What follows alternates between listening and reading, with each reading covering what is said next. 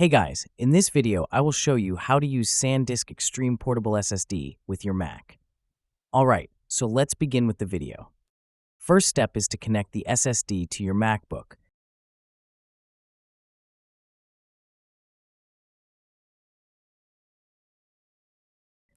Once it's connected, you're going to see an extra drive in your Finder. And then you just want to create files exactly how you would normally. You want to double press, for example, make a folder. Click on Folder. Now all you have to do to drag something there.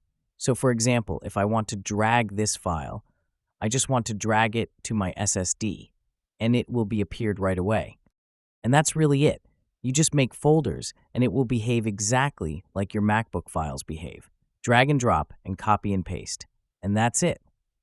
So that's basically how you can use SanDisk Extreme Portable SSD on Mac.